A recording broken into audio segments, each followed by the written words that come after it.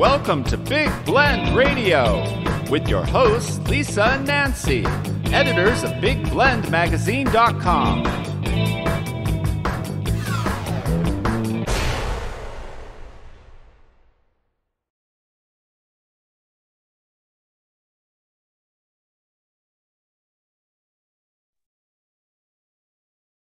Hey, everybody. Welcome to Big Blend Radio. Every third Thursday, we get to chat with Brovedani. She is known as the Trust Architect. She's a speaker and workshop facilitator on trust.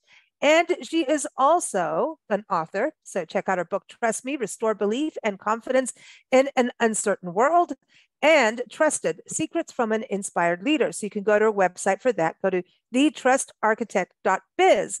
But her trust, being a trust architect has also led her to become a soul journey doula. And so that's a death doula, and she can explain a little bit more about that. We talked about that last month. But, if you're going to have someone help you transition to your next destination, you better have someone you trust, right, Lee? Welcome back. Yes. And someone who can help you to have this peaceful transition, because like a lot of things that are unknown, and death is kind of the final unknown for many, it can be a little scary. So. Yeah, exactly. Now, today we're going to be talking, and you can go to souljourneydoula.com for that and learn more how Lee helps people transition. And today you want to talk about what you can learn about living from those who are passing and going to their next destination. I say the next, when the death train shows up, says, come on, let's go. We're going, or the airplane, however you want to call it. It's time to go. And I think this is so important. You've got a great article about it, and everyone, it's linked from the show notes. It's also up on blendradiontv.com. But I think all of this is so important because you never know when your day is. It could be the next day. You could go out to go get groceries and something could happen.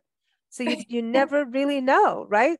Yeah, and I'm not laughing at that. I'm laughing at the fact that, like the whole purpose of me talking about this is not to make people afraid to walk out their door. Yeah, right. We don't want that. But things happen, and to all ages. Death is not just for the elderly. There's just so many people that, hey, suddenly it's this disease, or, there's so many things. But those who suddenly know, then they start as a death doula, and it's okay to say death doula. I'm not trying to be absolutely straight up, but I am life doula. Yeah, I always think that like there should be. It'd be lovely if there was a nicer term, but really, it's okay to I'd like everybody to be comfortable with the fact that you're going to die. Everyone's going to die. It's one of those things that happens to everybody, and yet everybody's afraid to talk about it. Everybody's afraid to confront it and make plans for it. And, part of the reason I do this, I remember having a conversation with my mom about, and this is before I knew anything about the end of life stages or death doula or whatever, and just asked her to do what is it called? And as soon as I said it, of course, it jumped out of my brain. But like a living will. Yeah. A directive, that's what it's called, a directive. And she went, no. And just, you could almost see I could see the panic on her face. Oh. Even talking about it. And I think, wow, it would be great if everybody would just say, okay, I just want it to have this conversation so I know what's going to happen. Yeah, and how to help you. Yeah. And what to do so that we carry on your wishes, Yeah. Mm-hmm. I think I might have told you, like a really good friend of mine, when I was going through my whole certification to become an end-of-life doula, I had to work with two people, and I do a program called The Best 3 Months. And it's just, if you were given a diagnosis today and exactly where you are, it's not like you're planning to be hit by anything, but you go to the doctor, they say you've got 3 months to live. How are you going to spend those 3 months? So I create a document, so it goes through mental, physical, emotional, practical, and gosh, one of those days. So there's the 5 domains. Yeah. At the end of it, I talked to my friend, and when she went into it, I said, how do you feel about the whole aspect of death? And at the beginning, she was terrified. She was probably at an 8 or a 9 out of 10, as far as afraid. And after creating this document and knowing exactly all of the things that she could control, she was at a 3. So it really is a comfort. Yeah, it's like going through, this is what you can do, then here's your wishes, here's, what, like you're saying, practical, then there's some things it's like, what if, you never know, if you win the lottery, like you talk about in your article, I love your article because you talk about things that are real, that anyone can do no matter what their financial circumstance is, about living life. It's not about having the fancy car. It's about, well, you never know, maybe for somebody, right? I don't want a hearse. I want a, Lamborghini. I don't know. But your article's about living. Yes. And because people, as they're on their deathbed, so to speak, they're going, dang, I wish I'd called my friend, maybe, or made amends. People have arguments. They always say, don't go to bed angry, right? In relationships, and people with successful marriages, you ask them, how do you do that? They're like, we don't go to bed angry. I'm like, well, how do you do that? It's like, I want to duke it out to the end. You know what I mean? It's like, okay, you argue until 6 a.m. and you both, what? How do you do that? So it's so there's certain things about pick up that phone you were talking about in your article about really enjoying the comfort, the love, but actually knowing who you are. Yeah. And so that's the same thing as when you're going to pass. It's also about the same thing as knowing how to live, about who you are. Yeah, it's like the best 3 months. It's going through all of those areas. And it was Bonnie Ray, who was a hospice nurse in Australia, who talked about, and she had attended a lot of deaths. And so she saw this same thing, the patterns repeating. These were the 5 biggest regrets that seemed to come up with people after she had observed hundreds. And so, you'll read about them in the article, but I wish I had, and I'm going to read here so you'll see me. I wish I had the courage to live a life true to myself, not the life others expected of me. Oh, yeah. And I talk about, there's a wonderful young guy that he has a dog. I have a dog. We meet in the dog park because our dogs are in love with each other and love to play with each other. And he is taking he's finishing his final exams to become a doctor. And I went, oh, that's fabulous. Like, did you always want to become a doctor? And he laughed and said, no. Oh, man. No, it was really pressure from his parents. He wanted to go into acting, and like, not for a moment would I suggest just, forget about all of the work that you've done and go line up in Hollywood and see if you can get a part. But he has this creative side that I really believe needs to be nurtured. So do something like join a theater group or join an improv group, just wherever you are in life. I'm not suggesting you give everything up, but live the life that you wanted. Mm-hmm. Yeah, and he could be doing something like, we've actually interviewed an actor doctor. Well, he's an MD, and then he did exactly, it's verbatim. It's probably the same guy, except for I know that he doesn't live in Savannah, Georgia, but he's in Colorado, and he wanted to be an actor, was an actor, but ended up being a doctor, and really does care about people. So it's a worthy thing for him to do. And it was a fun interview because he was more like a comedic kind of person.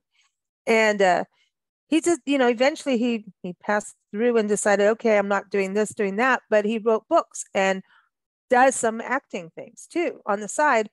And he goes, the creativity that he has that you're talking about ends up being something he can utilize for his patients. Yeah. Utilize in doing, hey, here's a video on, what happens, with the bypass surgery or something like that, whatever. you know. Yeah. So he's using his creative side and combining that. It sounds like he's combining his medical knowledge with this Medical, creative. writing, and actor, all of it. Cool. You get to a certain space where you can have that room or not, depending if you have kids or not. When you get to that space of doing, oh, this is what I really enjoy. Because whatever you do in life, it always comes back, oh, I'm so glad I did that. Yeah. Like, you know, me and the music thing, I always wanted to do exactly what we're doing with the music thing. And when I realized, oh, that's not going to happen the way the path we were on, especially with bandmates, like all of them and drugs and craziness. And, Oh, right. you know, I was getting the gigs, which were magazine clients. And then I'm like, this isn't happening. But I went off and did my own thing away from them and rose up and a little bit better in what I was doing and was good at it, really good at it, and could have done the whole thing. You still feed that. Yeah. Now I interview musicians and know their life and what they're going through and creative and I'm not done. I've still got songs I've written that are going to get recorded and all of that. So I'm not done, but it's just you never know what you've done in life that maybe not be what you wanted then that will help you further down the road. Yeah. No? Yeah. You know, the other one, I wish I hadn't worked so hard. And I don't include that in my article, but when I was doing a class on trust, I talked to people and asked about what they wanted people to say about them. And it was like writing that eulogy. And someone said, you know, and it came up again and again. I want my family to say I was a great father, husband, and everything. And so with some of these leaders, I would say, so if you went and talked to them, and then I'd find out that they're working 50 hours plus a week. Mm-hmm. And I said, so if you went and talked to your family, what would they say? That, like, what are you doing this for? Mm-hmm. And my belief is that most of the time, people, that the child would say, what's really important to them is being successful at work, making money. It wouldn't be me. Mm-hmm. And so when you look at working so hard, did you ever hear that story about someone going up to a fisherman and saying, you know, he was in this beautiful tropical island and someone was holidaying and said, you know, if you worked really hard and spent all, like, saved all your money, then you could have a boat and then you could have a fleet. And he was going on and the fisherman kept saying, well, why would I want to do that? And he said, well, then you could retire and you could relax. And he said, I already have that. Exactly. And so I'm not saying it as well, but why do you want to work really hard? Mm-hmm. Yeah. Is it for the recognition? Is it for your family? Like, understand. And when you start realizing that a lot of people have said, I wish I wouldn't have worked so hard, because if they're doing that instead of enjoying their family, instead of having the relationships, instead of enjoying life and looking, you know, how many times do you see somebody filming a beautiful sunset instead of enjoying a beautiful sunset? Yeah, I've had that, you know, I've had it like where a bald eagle's flown by me and I'm so busy watching the bald eagle that I forgot to film it. And that's part of my job too, but you know what I mean? So it's an interesting thing. And I think through COVID, that's become a very big topic of discussion of go back to work and what is your time management. Time management is crucial. And how much are we really doing? Are we productive in those 50 hours? Or could you be just as productive in 30 hours? And a lot of times you'll find out you can be more productive. It's how your focus is. But if you're running yourself ragged, it's taking you longer to get your work done. Yeah. Yeah. And as a procrastinator, I can tell you that when I have 2 weeks to do something, it seems like I still get all of the best work done in the 2 days before it's due. Yeah. So no, I know. I understand. I live on deadlines, but it's like the deadline's in your face. You're like, I'm going to go have a glass of wine on the deck. I'll get there. I'll get up early Yeah. in the morning, and I do. But And then part of my excuse, I don't know if you do this, part of my excuse is that I say, oh, but I'm being more creative because I'm thinking about what I need to do. exactly. Well, that's okay. Yeah. If you're thinking about it, and if it works for you, it works for you. You Yeah. know, I want to go back to what you said about when you think about who you are. When you do that as writing your eulogy. I just read an article, and I can't remember the guy's name, but he's one of the top recruiters in the country, in the world. Like, he's hired over 40,000 people. And the question he's learned now to ask is, who are you? Like, tell me who you are. What do you do?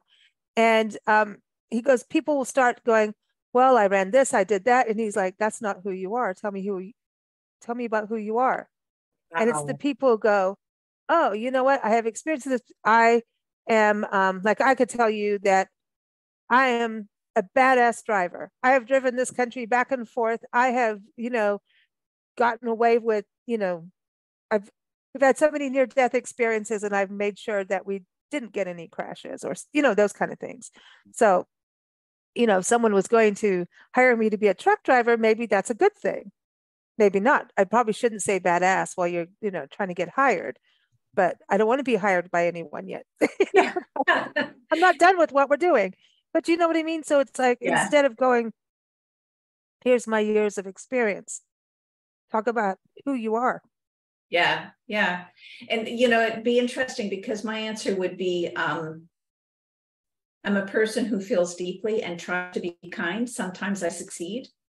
Mhm. And there's other times when I can be impatient. So, it's interesting because that one of the things that I wrote about is I wish I had, one of the regrets that people had is I wish I had the courage to express my feelings. And I came from a family, and I think part of it has to do with age, is that you didn't talk about your feelings. You were allowed to be sad, mad, or glad. And that was about it. Yeah. So, talking about expressing your feelings, Yeah. how many times did we, like, meet someone, you're like, woo, woo, woo, and then you just kind of was like, oh, I'm too shy. And then you always went, the one that got away. Like, you don't have that problem, but, some of us do. Yeah, but part of that, I think I wrote there that, I met my husband, and we met in a bar. This is before you could swipe right or swipe left or whatever. And he is 7 years younger than me. Mm-hmm. And my family, I think, were a little appalled. And it's surprising because I came from a blue collar family. Rick came from a European, very academic family. His father had his PhD, I think, in geology, and his mother had 3 or 4 degrees, and they all spoke like millions of languages. And the families were so different. There was an age difference. And Rick and I traveled. Like, we ended up traveling across Africa and Europe together, and we got married in a little place in Europe.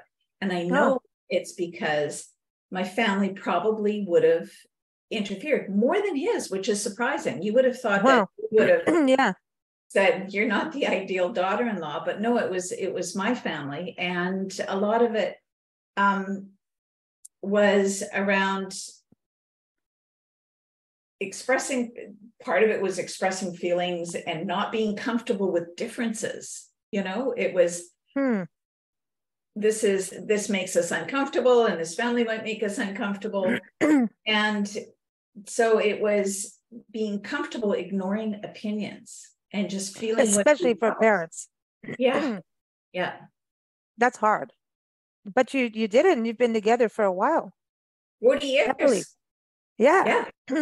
So do you go to bed angry at each other at night? I don't think so. No. Actually, no. Like, obviously there's been times when we don't always agree. What we do is that I know that, like, we're safe talking about uncomfortable things with each other, which I could do with my family. I still can't do with my family. All of a sudden, if there's a confrontation with the family, everybody just shuts down and they don't talk for quite a while. And that's how my family deals with any conflict, is you just don't talk about it because it's unpleasant. Do you know what? That's kind of a generational thing too, I think. Yeah, I think so too. Yeah. So it's getting comfortable being able to talk and expressing feelings and expressing things that actually know what's happening. That doesn't feel right to me. And actually what you said makes me really uncomfortable. Yeah. So, being able to say things like that. Yeah, no, I think that's important. After all, that's why Charles Wright wrote the song Express Yourself. Yeah. It's one of my favorite songs, but it's true. It is. And if you don't express yourself in business, in life, you can be an introvert and still express yourself. Yeah, yeah. And we talked a little bit about the lottery question. Mm-hmm. And what would you do if you won the lottery? And, do you want a list? Yeah. What would you do? Yeah, seriously, I am interested. What would you want? They're pretty happy. Obviously, I need to get a new suitcase. Okay. That's it. Maybe some further destinations of travel. A new camera is good, I'm gonna get some new recording gear because I have not a lot. No, not really, because we're not stuff people, and it's like if you're but there'd be stuff like, oh yeah, pay some bills down, stuff like that. But beyond that kind of stuff, it's really about just keep doing the experiences and probably work with some nonprofits and stuff like that. Do some more good that way. But I would kind of reinvest into everything we do. Yeah. I'm bored. That's a boring That's a boring answer. It is and it isn't, because what it tells me is that you're already living a life that you really love. It is. For people who don't know you and Nancy, the fact that you travel across the country. Yeah. And this is getting into the second year or the third? We've been doing this since 2013 on and off. And then the last, our tour started in 2012, but we were still based in Tucson. So 2013 summer, we were on the road for, I think, 3 to 4 years. Then we needed to stop for a couple of years because all of our websites and all of our work had to be revamped and redone. It was just a big change in the internet. And so then we did that and then gave everything away again and hit the road again. And so we've been on the road now since 2019. Wow. So, yeah. So you're already living the life that you want. Yeah, yeah. So, I mean, there's some, I think, everybody in budgets, you budget things, right? So you'd maybe not go to like a fancy dinner every week or something like that, every day or whatever. But so there'd be a little bit more of, oh, yes, splurge on this a little bit more and that. But that's it. I mean, really. Yeah. It's interesting because I would add one to Bonnie Ray from her list on biggest regrets. I think that now people would say, I regret spending so much time on social media. Oh, yeah. You talked about that in your article. I think, where's the true connection? Yeah. Right. But then countering that, I've got really good friends I've made from social media.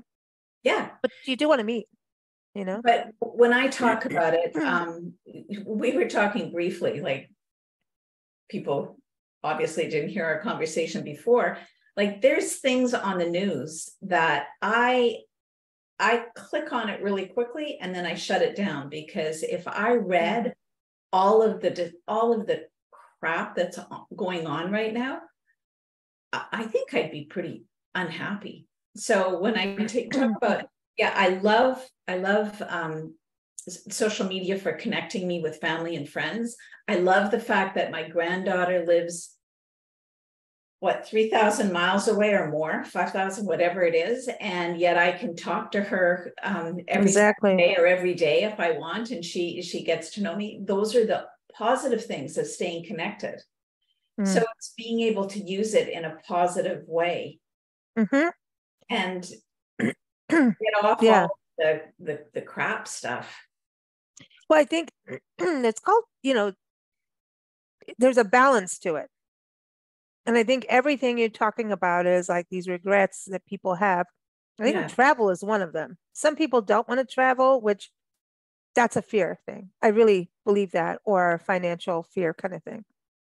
And nowadays, like, Nancy and I pet sit as we travel right now. If we won the lottery, I can guarantee you we'd still do it because we're with animals that we love. Yeah. And we've made amazing friends out of it.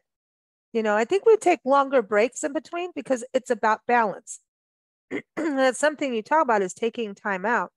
Yeah. Because you have to, even with what we do, like just before we got here we were recording in Wisconsin. We took 4 days. We didn't plan anything.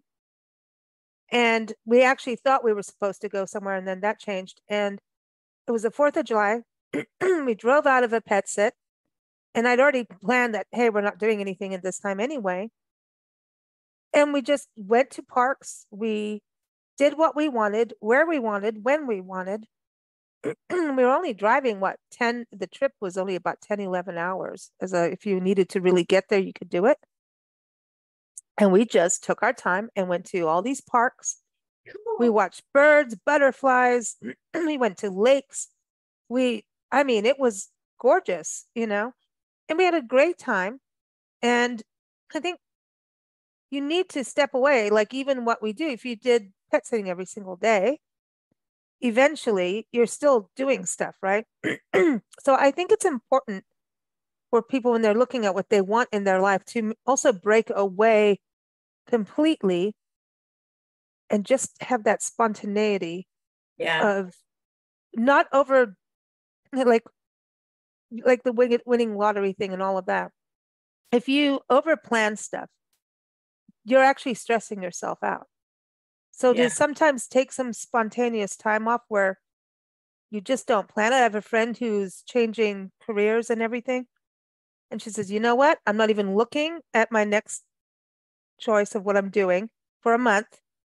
I'm just taking me time. I'm going to do exactly what I want when I want for this month. It was the best thing for her.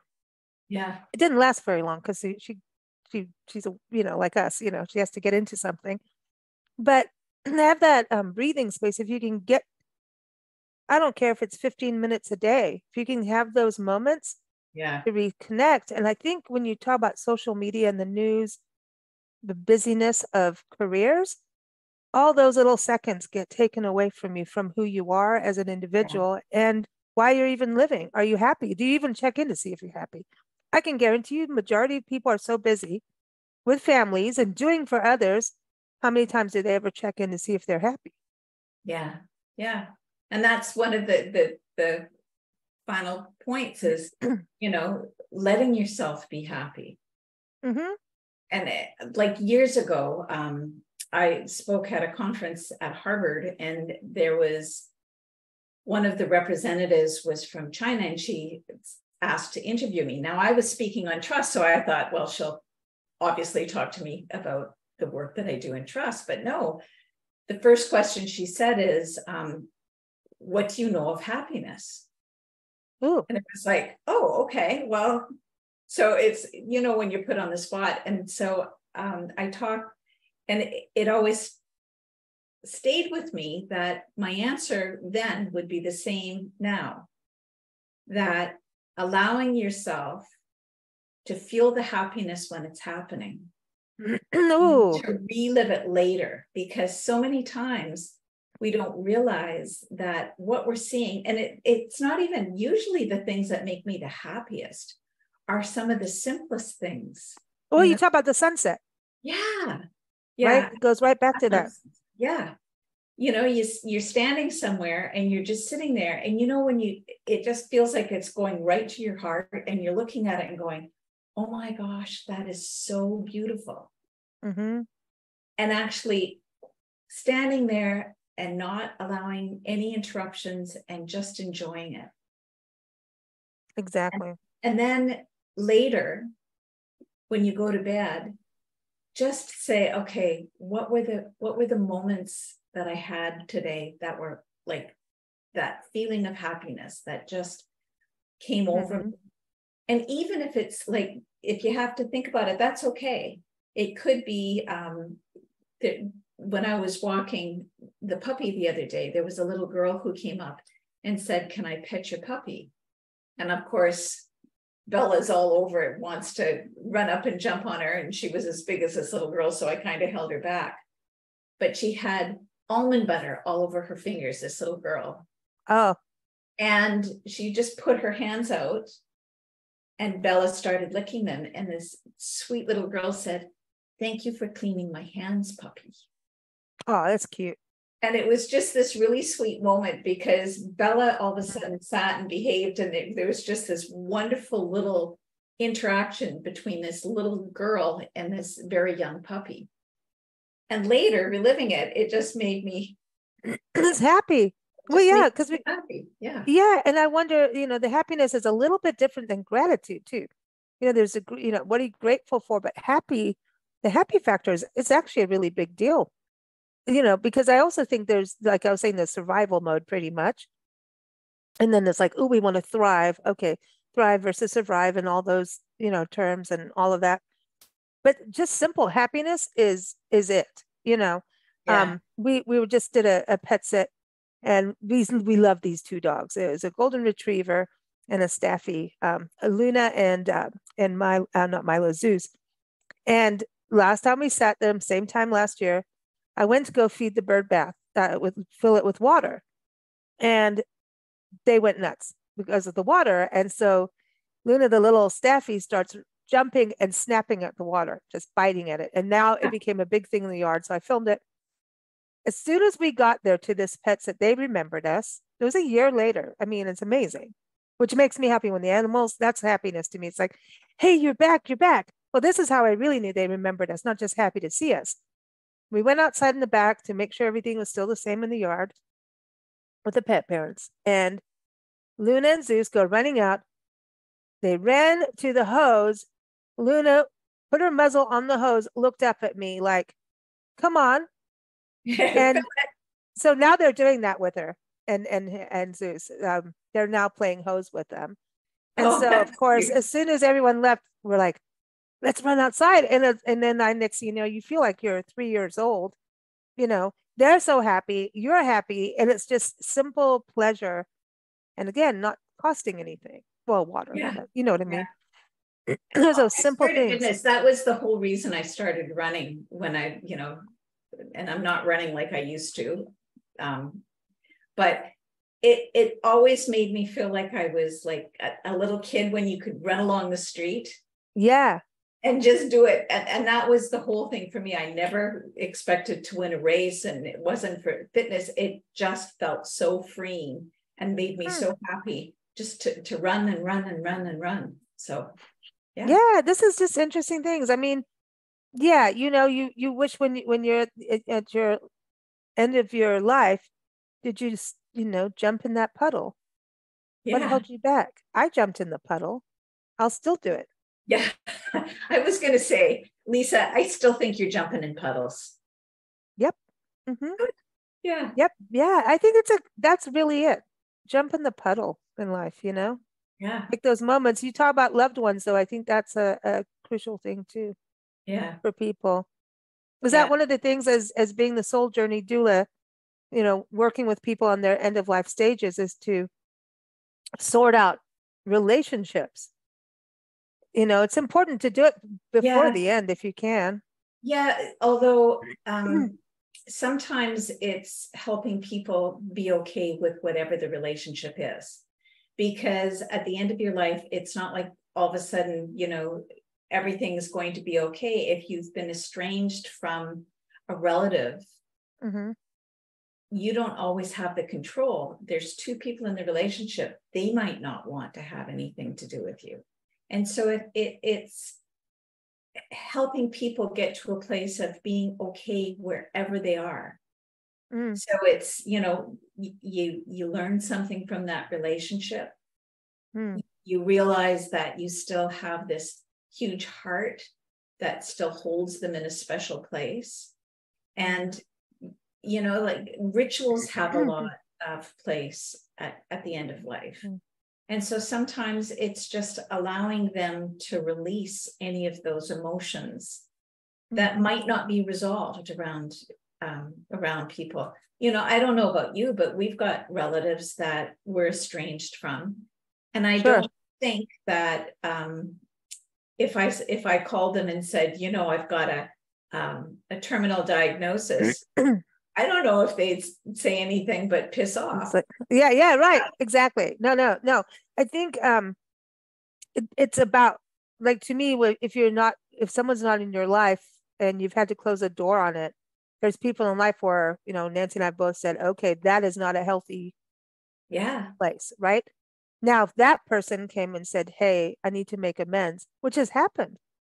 You look at someone going to AA, as soon as they stop, alcohol and addiction, one of the first things is to make amends.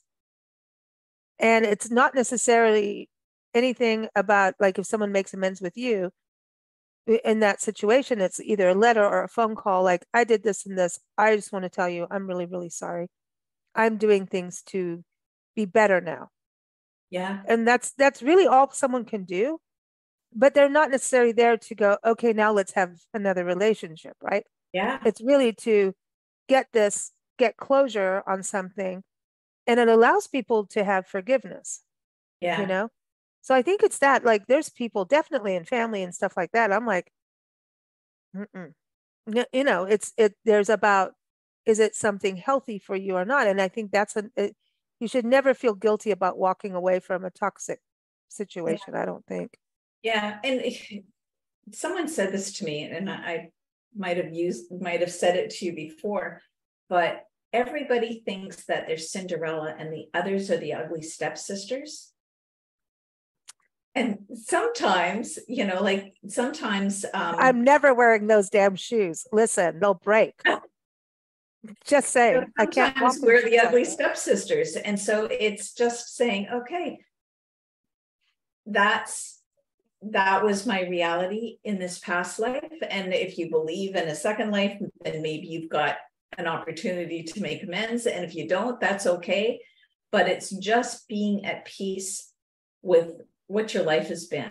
And that's what an end of life doula helps, is go through these times and find ways of doing rituals and peaceful places. And maybe it can be something as simple as, I've told you that I'm training Bella to be a therapy dog, whether or not she will, because she's pretty rambunctious and she's a puppy. But, sometimes giving people that peace might be just having a puppy lying next to them with their head on their shoulder. And maybe that will bring them peace. Right. There's so many unconditional love ways. Yeah. Unconditional love. And isn't that what is beautiful to be able to say, this brings me happiness. So it's a kind of like, we kind of went full circle. I want people to, if they take something away from this, to sit back and say, okay, what is it that I still want to do? And how do I incorporate it? Yeah. Rate your happiness. If I don't have this huge, I still have to work, and so I don't have an ability to just take off and travel, then do the staycation. Yeah. Yeah, it's don't let, there's that survive money thing, don't rob a bank. That's not a good idea. No. But, there's ways to do things. It is those simple pleasures, and just allow them in your life. You don't have to go around the world. You just allow those little things where you can, even if it's 5 minutes a day. Yeah. I know people who put up a poster. They've put up a poster of the Eiffel Tower, and then they've done pretend, like, I am going to pretend I'm in Paris for the day, and I'm going to eat this, and I'm going to speak with a accent, like whatever you need to do to have that experience. I remember Nancy telling me a story. Was a lady who's disabled and, financially didn't have the money to travel the world like she wanted to. She went online. See, this is where the internet is cool in a lot of ways. It's like, without all the bickering. She went online and used Google Earth or Google Maps and went everywhere around the world and started taking the photos. And I think she published a book or something. Oh, cool. But she went everywhere. She just would go from one place to the other and travel around. On Google. And yeah, that's I mean, brilliant. Isn't that pretty cool? Like, okay, Yeah. I'm going to this swamp. I'm going to, the Daintree rainforest in Australia. Okay, now I'll go to Tasmania. Let's Yeah. go. And it's things like that. Like there's webcams in national parks. There's so many ways to do it. But going back in that full circle, mom, like with Bella, the therapy dog, and going back to the gentleman in the park who he's working to become a doctor. When we had our band, one of the things we did is to do as a dress rehearsal kind of thing, is we went and performed in nursing homes. Now our band had rock and blues, and we could tone it down a little, but to see the joy. Now you're doing this for money, right? But you're getting your skills together. Right. And of course, now half the band's pissy because, well, I had to pay gas money to get here. And I'm like, well, you either invest in this or you don't, so it was one of those things.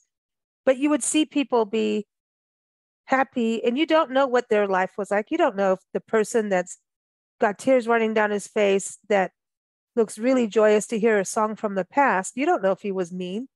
We have no idea, and if he got some peace out of it, that's cool. Yeah. So you never know. It's not always about the money, though we all need to have a little bit of it. You want to pay your bills and be able to afford things, not, you know what I mean? So I'm not knocking money whatsoever. I like money. Yeah. We're entrepreneurs here. I'm like, you can give it to me. If you want me to have the lottery, I'll take it. One of my memories this was when my mother was still able to talk. She died of Alzheimer's, and she was in a wheelchair, but we could have kind of a conversation. And someone came and played music, and I took her and I said, "Mom, would you like to dance?"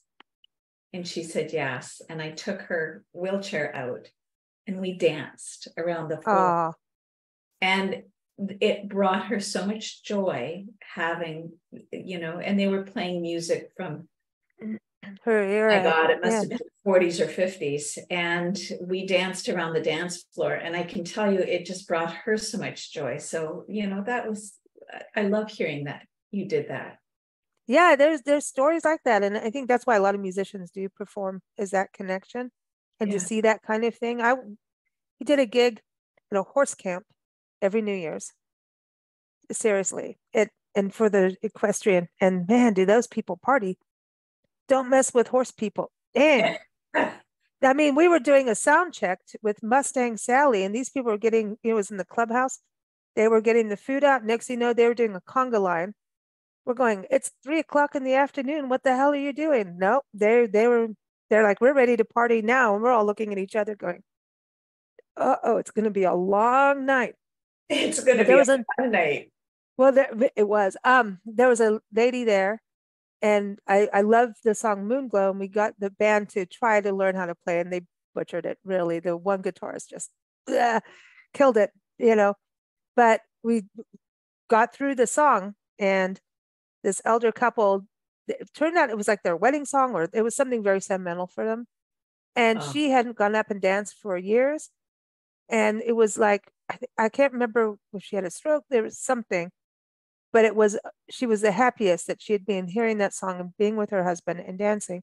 And I think it was like not even a week or two later, she passed.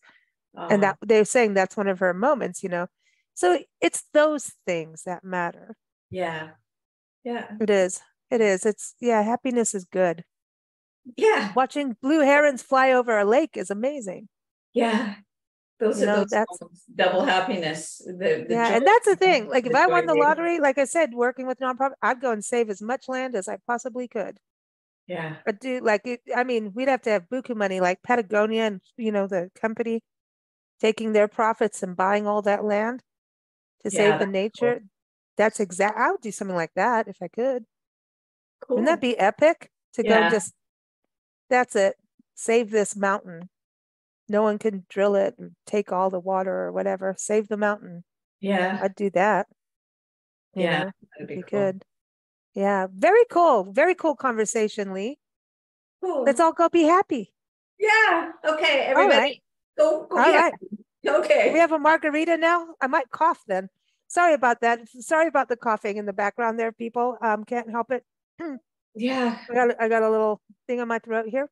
But Well, everyone, I think it's a good idea that we both go have a margarita. And next time you're in Savannah, I know a place where they had jalapeno margaritas, which were really good. Oh, I'd like that. I like some spice. Yeah. That makes you happy. I'm all in. Okay. Well, maybe we'll see you before we head west this year. So we will. It's a very good possibility. Sounds good. Everyone, souljourneydoula.com is a website. And in the show notes, I'll also put a link to Lee's interview from last month where she explains what a soul journey doula or death doula does. And you can also keep up with her at the trustarchitect.biz. And honestly, I just want to say this one thing. She always talks about the 5 tenets of trust. And that really is a lot of what we talked about today, but you've got to look at it for yourself.